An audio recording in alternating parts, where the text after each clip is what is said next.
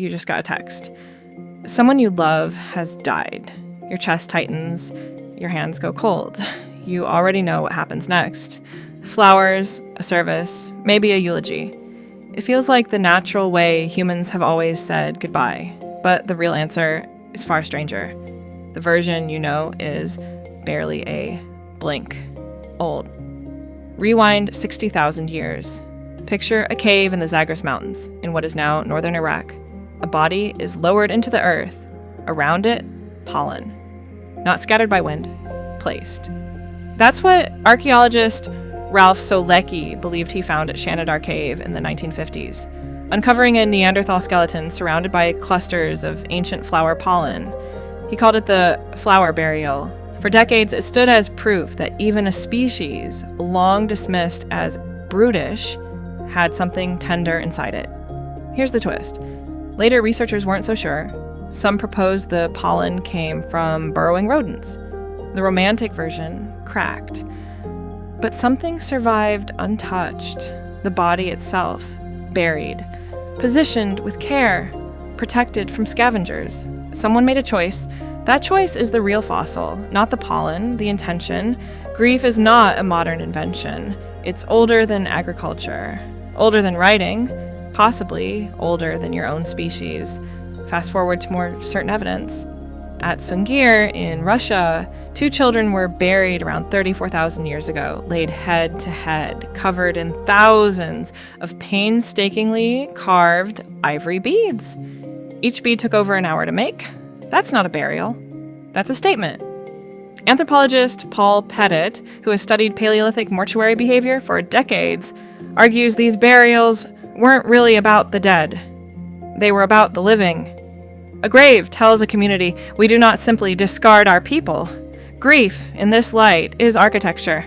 A species building emotional infrastructure to survive loss without falling apart. Why would evolution bother? The person is gone. There's no obvious survival reward in aching over a corpse. A colder logic would say, step over the body. Keep walking. Yet grief persists.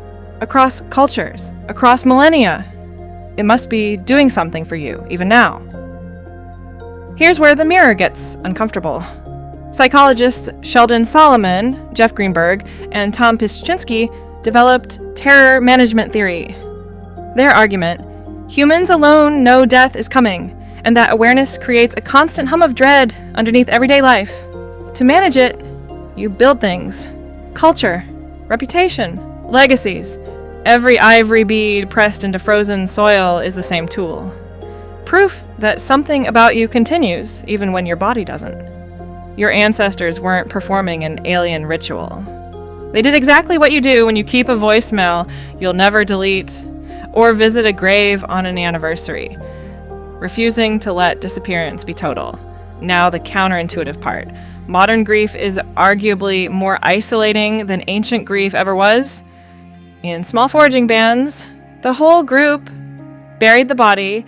Loss was communal by default because there was no alternative. Today, grief has been pushed into private rooms. 3 days of bereavement. Leave. A single afternoon at a funeral home. Then, back to your desk, while a community that once would have carried this weight together sends a card instead. As societies became more individualized, mourning rituals shrank, even as the need for communal witnessing stayed the same. So the ache you feel isn't only about the person you lost. Part of it is your body expecting a village that no longer shows up. Your nervous system runs software built for shared, physically present mourning on a system that gives you a long weekend and a sympathy email. Think about what a funeral still preserves. People traveling distances, gathering in one room, saying a name out loud, together more than once. That confirms the loss is real and shared at once. The same function Sungir's beads served. Here's the part that should unsettle you. If grief rituals are this old, the discomfort you feel when a culture tries to skip them isn't oversensitivity. It's a mismatch alarm.